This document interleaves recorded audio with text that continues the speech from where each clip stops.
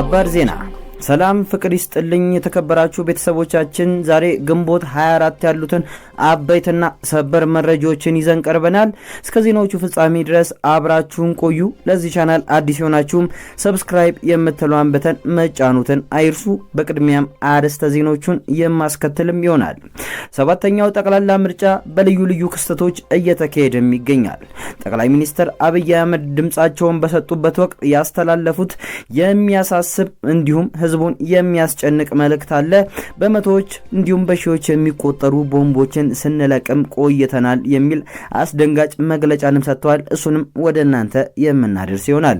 በትግራይ ክልል ምርጫ ለመካሄዱ የሀገሪቱን የፖለቲካ ህጋዊና የፌዴራል ስርዓት ምን ያህል ይጎዳዋል የሚል የአዲስ አበባ ዩኒቨርሲቲ ከፍተኛ ምሁርም የሰጡት አስተያየት አለ። እሱንም አብረን የምናያይዝላችሁም ይሆናል። የአማራ ክልል ጦርነት እንዲሁም የምርጫው መስተጓጎል ስልጣን ከአፈሙዝ የሚመነጭበት ታሪክ ሊያበቃም ይገባል ያሉት ፕሬዝዳንት አረጋ ከበደም በምርጫው ወቅት በ8 የምርጫ ክልሎች ምርጫ ለመካሄዱም በፋኖ ኃይሎች መከበቡንም የፍጹም ሰላም ማጣቱንም አያይዘው ያነሱበትም ጉዳይ አለ። እሱንም ወደ እናንተ የምናደርስ ይሆናል። በመጨረሻም ታጋቾችን ለማስለቀቅ ወርቅ ሸጠውና ተበድረው 1.5 ሚሊዮን ብር ይዘው የተጓዙ ሴቶች በኦሮሚያ ክልል የጸጥታ ኃይሎች መታሰራቸውና ገንዘብ መነጠቃቸውም ተሰምቷል። ይህንን ጨምሮ የተለያዩ ዜናዎችን ይዘናል። እስከ ዜናዎቹ ፍጻሜ ድረስ አብራችሁን ቆዩ።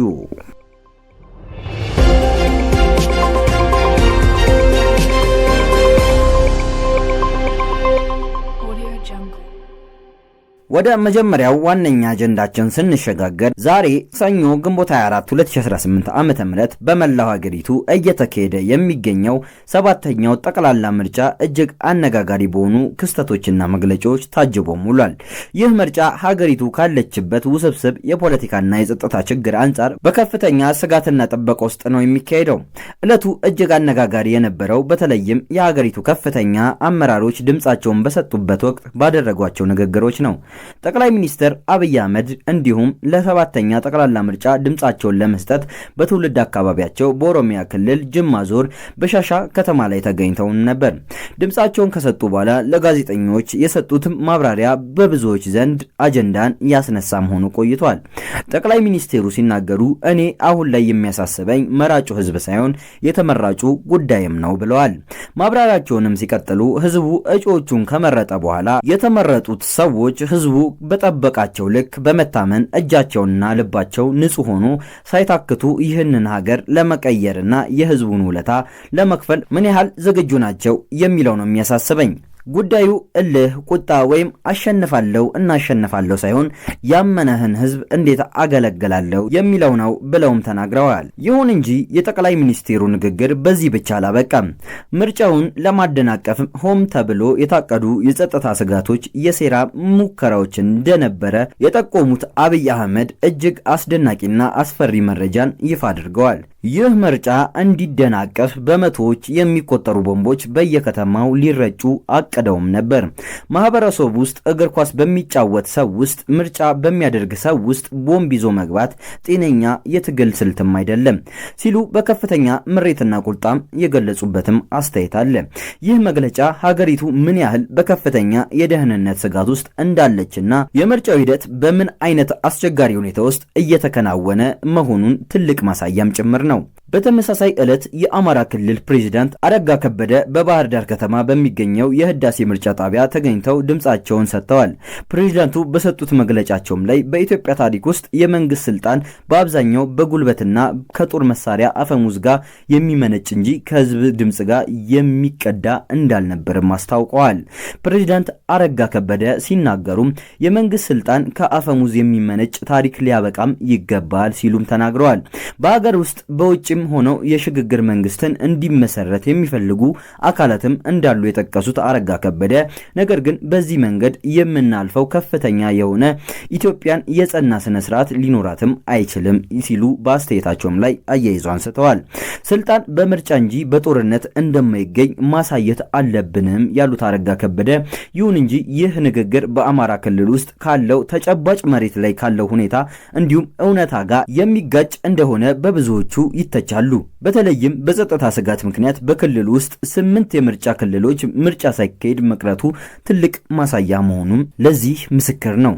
በሌላ በኩል በዚህ ምርጫ ወቅት የታዩ ልብ የሚነኩ ማህበረሰባዊ ክፍተቶችም ነበሩ። በሰሜን ሸዋ ዞን ሲያደብርና ልዩ ወረዳ አባያ ቀበሌ ልዩ ስሙ ሳከላ ምርጫ ጣቢያ እጅግ አስደናቂ የዜግነት ኃላፊ የታየበት ክስተትም ተመዝግቧል። ልጃቸውን በሞት የተለዩባቸው ወላጆች አስከሬን በቤት ውስጥ አስቀምጠው 7 የቤተሰቡ አባላት በማለዳ ተነስተው ወደ ምርጫ ጣቢያ አምርተው ድምጻቸውንም መስጠታቸውም የተሰማ ሲሆን በቦታው የነበረው ማህበረሰብም ለሐዘና ጥልቅ ክብርን በመስጠት ሳይሰለፉ ቅድሚያ ተሰጥቷቸው ድምጻቸውን እንዲሰጡም ተደርጓል። ይህንን አስመልክቶ ምክትል ጠቅላይ ሚኒስትር ተመስገን ጥሩነህ ይህ ተግባር ህዝባችንን በምርጫው ሂደት ላይ ያለውን ጽኑ እምነት ያሳየበት ህያው ምስክር ነው ሲሉም ተደምጠዋል።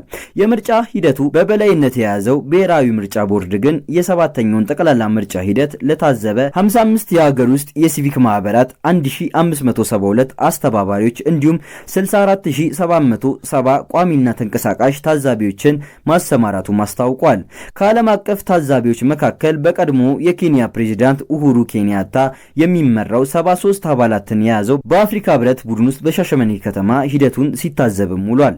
እንዲሁም በቀድሞ የኡጋንዳ ምክትል ፕሬዝዳንት ዋንዴራ ስፔዚዮዛ የሚመራው ባለ 26 የኢጋድ ዓለም አቀፍ ታዛቢ ቡድን ውስጥ ድምጽ አሰጣጡ በንቃት ሲከታተልም አስተውሏል። በዘንድሮ ምርጫ ከ54 ሚሊዮን በላይ መራጮች የተመዘገቡ ሲሆን ከ52000 በላይ የምርጫ ጣቢያዎችም ተዘጋጅተው ነበር። ነገር ግን በተለያዩ አካባቢዎች ላይ ፍትህ ለኢትዮጵያውያን፣ ፍትህ ለአማራ ህዝብ፣ ፍትህ እንዲሁም ለተለያዩ ለተጎዱ ህዝቦች ይሁን የሚሉ ሰልፎችንም ስናስተውል ቆይተናል። ከዚህ ጋር በተያያዘ አሁን ወደ ዛሬው ፕሮግራማችን እጅግ አንኳርና ጥልቅ ትንተና ወደሚሻው አጀንዳ የምንሸጋገር የአዲስ አበባ ዩኒቨርሲቲ ምሁር የሆኑት 7ኛ ጠቅላላ ምርጫ በመላው ሀገሪቱ እየተካሄደ ነው ቢባልም በትግራይ ክልል ግን ምንም አይነት የምርጫ እንቅስቃሴ እየተደረገም አይደለም። ይህ በትግራይ ክልል ምርጫ ሳይደረግ መቅረቱ የክልሉን ብቻ ሳይሆን የመላው ሀገሪቱን የፖለቲካ ኢኮኖሚ፣ ህጋዊ መዋቅር ምን ያህል ይጎዳዋል ሲሉ የጠየቅናቸውን ጥያቄ በሰፊው ተንትነውታል።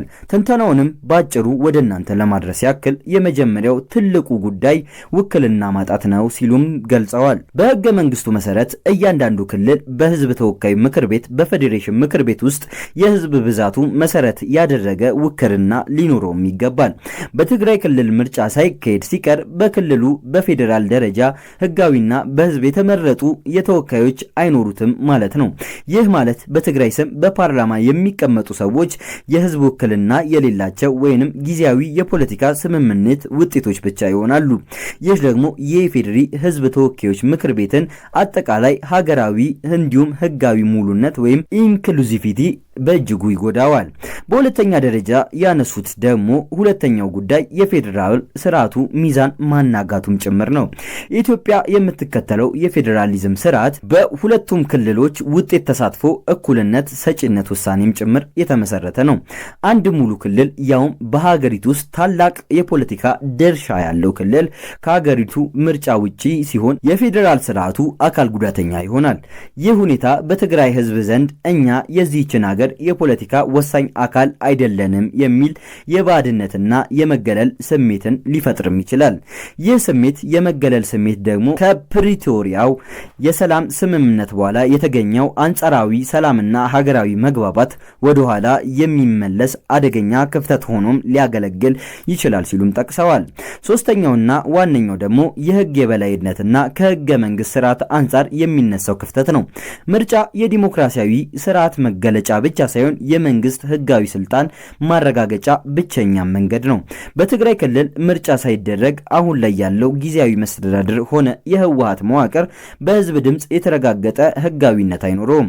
ህጋዊ የሌለው መስተዳድር ደግሞ የህግ የበላይነትን ለማስከበር የረጅም ጊዜ ስትራቴጂያዊ ውሳኔዎችን ለማሳረፍና ከፌዴራል መንግስት ጋር በጽኑ እምነት ላይ ለመደራደር ይቸገራል። አራተኛው ደግሞ ዓለም አቀፍ ገጽታና የኢኮኖሚ ጫና ላይ የሚፈጥረው ተጽዕኖ ነው። ዓለም አቀፍ አጋሮች፣ አበዳሪ ድርጅቶች፣ ታዛቢና የኢትዮጵያን የፖለቲካ መረጋጋት የሚመዝኑት ምርጫው ምን ያህል አጠቃላይና ሁሉን ያካተተ እንደነበር በመመልከት ነው። የአንድ ትልቅ ክልል ሙሉ በሙሉ ከምርጫ ውጪ እንዲሁም በሀገሪቱ ውስጥ ከጦርነት በኋላ ወደ ሰላም እንዳልተመለሰችና የውስጥ ፖለቲካ ስምምነት ውስጥ ያልበሰለ እንዲሁም አለመረጋጋት መኖሩን ለዓለም ያሳያል። ይህ ደግሞ የውጭ ቀጥታ ኢንቨስትመንት፣ የዲፕሎማሲ ድጋፎችን፣ የኢኮኖሚ ማሻሻያ ፕሮግራሞችን በእጅጉ ያደናቅፋል። በመጨረሻም ያነሱት የአዲስ አበባ ዩኒቨርሲቲ ምሁሩ በትግራይ ምርጫ አለመደረጉ በክልል ውስጥ ያለውን የፖለቲካ ክፍፍል ያሳስበዋል። አሁን ላይ ባለው ሁኔታ በክልሉ ውስጥ ያሉ ተቃዋሚ ፓርቲዎች፣ የፖለቲካ ኃይሎች በምርጫ ባልተረጋገጠ ስልጣን ውስጥ ክልሉን መምራት አይችሉም በሚል የራሳቸውን ተቃውሞ ሊያጠናክሩም የሚችሉበት እድልም ይፈጠራል። ይህ የውስጥ ፍጥጫ ደግሞ ክልሉን ወደ ሌላ የፖለቲካ ቀውስና አለመረጋጋት ሊያመራውም ስለሚችል ጉዳቱ ለትግራይ ሕዝብ ብቻ ሳይሆን ለመላው ኢትዮጵያ የሚተርፍም ይሆናል። የተከበራችሁ የቃል ሚዲያ ተከታዮች በትግራይ ክልል ምርጫ ለመደረጉ የሚፈጥረውን ሀገራዊ ጉዳት ከተመለከተም በኋላ ይህንን ቀውስ ይበልጥ አሳሳቢ ወደሚያደርገው በአጎራባች የአማራ ክልል ቀጣይነት ያለው ጦርነትና አለመረጋጋት ጭምር ነው። በአማራ ክልል ያለው ጸጥታና ሁኔታ ከምርጫው ሂደት ጋር በቀጥታ ሁኔታ የተያያዘ ነው። የአማራው ክልል ፕሬዝዳንት አረጋ ከበደ ስልጣን ከአፈሙዝ የሚመነጭበት ታሪክ ሊያበቃ ይገባል ቢሉም በክልሉ ያለው ተጨባጭ ሁኔታ ግን የአፈሙዝ የበላይነት የሰፈነበት መሆኑን መሬት ላይ ያለው መረጃ በግልጽ ያሳያል። በጸጥታ ስጋት ምክንያት በክልሉ 8 የምርጫ ክልሎች እንዲሁም በተለያዩ አካባቢዎች ምርጫ አለመደረጉ ብቻ ሳይሆን ይህንን ምርጫ እንዳትመርጡ የሚለውም ሐሳብ በአማራ ፋኖ የተነሳ መሆኑን ውጥረቱ እንዲሁም በተለያዩ አካባቢዎች ሰላም እንዳይሰፍን አንዱን ማሳያ ነው። ለዚህ ማሳያ የሚሆነውም ትኩስ መረጃ ከቆቦ ከተማ የደረሰን ሲሆን በአሁኑ ሰዓት ላይ የቆቦ ከተማ ፍጹም ጸጥ ረጭ ብላም ትገኛለች። እንደ መረጃ ምንጮችም ገለጻ ከሆነ ከተማዋ ሙሉ በሙሉ በፋኖ ኃይሎች የተከበበች ሲሆን ህዝቡ ተባራሪ ጥይት እንዳይመታው ከመስጋት አንጻር ከቤቱ መውጣትን አልመረጠም። በዛ ላይ በአገዛዙ መንግስት የምረጡ ግዴታ ውስጥ እንዳይገባም በአማራ ፋኖ የተለያዩ ከለሎችን እየተደረገለት መሆኑን መረጃዎቹ ያሳያሉ። በዚህም መሰረት የብልጽግና የመከላከያ ሰራዊትና ሚሊሺያዎች ህዝቡን ቤት ለቤት እየዞሩ ውጡና ምረጡ በማለት ለማስገደድ ከፍተኛ ጥረትም አድርገዋል። ይሁን እንጂ የህዝቡ ፍርሃትና ተቃውሞ ከማስገደዱም በላይ ከአማራ ፋኖ ጎን መቆማቸውንም የተለያዩ የመረጃ ምንጮች አሳስበዋል። እጅግ አስገራሚ ክስተቶች መካከል ደግሞ የምርጫው ሂደት ሰላማዊና መደበኛ አስመስሎ ለማሳየት የወጣው ድብቅ መመሪያም ጭምር ነው። የወረዳው ጽሕፈት ቤት ሰራተኛ የሆነችው ነጠላና ጋቢ በመልበስ ተራ ሲቪል ነዋሪ በመምሰል ወደ ምርጫ ጣቢያ እንዲሄዱ እነዚያን ድምጽ የሚሰጡ ሰዎችን ፎቶና ቪዲዮ እንዲነሱ አስገዳጅ ትዕዛዝም ተላልፎባቸዋል። ይህ የሚያሳየው ደግሞ በመስተዳድሩ ውስጥ በክልሉ ውስጥ ያለውን የፖለቲካ ቀውስና የምርጫውን መስተጓጎል ለመሸሸግ ያለውን ምን ያህል አስገዳጅና በገዢው ፓርቲ ውስጥ እየተፈጠረ ያለውን አለመግባባት የሚጠቁም ነው። ይህ በአማራ ክልል ያለው ጦርነት በትግራይ ክልል ምርጫ አለመደረጉ ጉዳይ ከተፈጠረው ክፍተት ጋር ሲደመር ደግሞ ሰሜኑን የሀገሪቱን ክፍል ሙሉ በሙሉ ከፖለቲካ መደበኛነት ውጪ የሚያደርገውም ነው። በአንድ በኩል በትግራይ ምርጫ የለም፣ በሌላ በኩል ደግሞ በአማራ ክልል ምርጫው በጦርነት ውስጥ እንዲሁም በገዢው ፓርቲ ማስገደድ ውስጥ የሚካተትም ነው። ይህ በአጠቃላይ ሁኔታ የሚያሳየው በሀገሪቱ ውስጥ የምርጫ ካርድ ብታድሉም እውነተኛ የዲሞክራሲና የሰላም ድባብ ግን አለመኖሩን በህዝቡ ውስጥ በግልጽ ፍንተው ብሎ ይታያል። ወደ መጨረሻው መረጃዎቻችን ስንሸጋገር ደግሞ በሀገራችን ያለውን የህግ ማስከበርና የጸጥታ መዋቅር ብልሹነት የሚያሳይ ሰሜናዊ እጅግ የሚያሳዝንና የሚያስቆጭ ዜና ከኦሮሚያ ክልል ተሰምቷል። ጉዳዩ የቱሉ ሚልኪ ታጋጆችን ለማስለቀቅ የተደረገ ጥለትና የተፈጸመው አሳዛኝ ዘረፋን ይመለከታል። ሰሞኑን በኦሮሚያ ክልል ከጎሃ ጽዮን ፍቼ መካከል የህዝብን አውቶቡስ ተሳፋሪዎች ባልታወቁ የታጠቁ ኃይሎች መታገታቸውን፣ አንዳንዶች መገደላቸውም ይታወቃል። ከነዚህ ታጋቾች መካከል የሁለቱ ባሎቻቸውንና የአንድ የቅርብ ቤተሰቦች የታገቱባቸው ሴቶች ታጋቾቹን በህይወት ለማስለቀቅ ለአጋቾቹ የሚከፈል 1.5 ሚሊዮን ብር እንዲሰጡም ይጠይቃሉ። እነዚህን ምስኪን ሴቶች የባሎቻቸውን ህይወት ለማዳን ሲሉ ያላቸውን የወርቅ ጌጣጌጥ ሙሉ በሙሉ በመሸጥና ከተለያዩ ሰዎች በከፍተኛ ወለድ ተበድረው 1.5 ሚሊዮን ብሩን ያሰባስባሉ። ነገር ግን የተፈጸመው ክስተት ማንም ያልጠበቀውና እጅግ አሳዛኝም ነበር። ሴቶቹ ገንዘቡን ይዘው ለአጋጆቹ ለማድረስ በሰሜን ዞን ሰላሴ ዞን ደገም ወረዳ ላይ ሲጓዙ በዚያው አካባቢ ያሉ የኦሮሚያ ክልል የጸጥታና የህግ አካላት አስቆመዋቸዋል። የጸጥታ ኃይሎቹ ታጋቾቹን ከአጋቾቹ እጅ ፈልጎ ማውጣትና ማዳን ሲገባቸው በተገላቢጦሹ በጭንቀት ላይ ያሉትን ምስኪን ሴቶችን በመያዝ ታጋቾቹን ለማስለቀቅ የተሰበሰበውን 1.5 ሚሊዮን ሙሉ በሙሉ ቀምተዋቸዋል። በዚህም ሳያበቁ ሴቶቹን ለአጋቾቹ ገንዘብ ልታደርሱ ነበር በሚል ወንጀል ፈብርከው እስር ቤት አስገብተዋቸዋል። ይህ ድርጊት በህዝቡ ዘንድ ከፍተኛ ቁጣና ምሬትንም ቀስቅሷል። መንግስትና የኦሮሚያ ፖሊስ ኮሚሽን ታጋቾችን ማስለቀቅ ካልቻለ በጭንቀት ላይ ያሉ ቤተሰቦች ወርቃቸውን ሽጠው ያመጡትን ብር መንጠቅና ማሰር ምን አይነት የህግ አሰራር ነው? ይህ አይነት አስነዋሪ ተግባር የፈጸሙት ደግሞ የወረዳው የጸጥታ አካላት የታሰሩት ሴቶችን በአስቸኳይ ሊለቁና ገንዘባቸውን ሊመልሱላቸው ይገባል። ይህ ካልሆነ ግን በታጋቾች ህይወት ላይ ለሚደርሰው ማንኛውንም አደጋ ተጠያቂዎቹ የክልሉ መንግስትና ራሳቸው ፖሊሶቹ መሆናቸው ግልጽ ነው። እናንተ ታጋቾቹን ማስለቀቅ ካልቻላችሁ የታጋች ቤተሰብ ምን ያድርግ? የኦሮሚያ ክልል ፖሊስ ታጋችን ማስለቀቅ በማይችልበት ሂደት ለታጋች ማስለቀቂያ ለመክፈል ያመጡትን ገንዘብና ማሰር ምን ይሉታል? ይህ ነገር ተቀባይነት የሌለውና የጸጥታ መዋቅሩን ራሱን ከእገታው በላይ እጅግ አሳሳቢ ደረጃ ላይ የሚያደርስ መረጃም ሆኖ ያገኘ ነው ሆኖም አስመልክተነዋል። የሴቶቹና የኦሮሚያ ክልል ፖሊስ መስተዳድር ያወጣውን መግለጫና በሚቀጥሉ ጊዜያት ላይ እነዛ ሴቶች ምን ሆኑ የሚለውን መረጃ እየተከታተለን ወደ እናንተ የምናደርስም ይሆናል።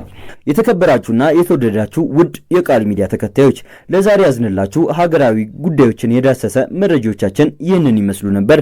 እስከ ዜናዎቻችን ፍጻሜ ድረስ አብራችሁ ስለቆዩ እያመሰገንን ለዚህ ቻናል አዲስ የሆናችሁ ሰብስክራይብ የምትሏን በተን መጫኑትን አይርሱ እያልን በሌሎች መረጃዎቻችን እስከምንገናኝ ድረስ ቸር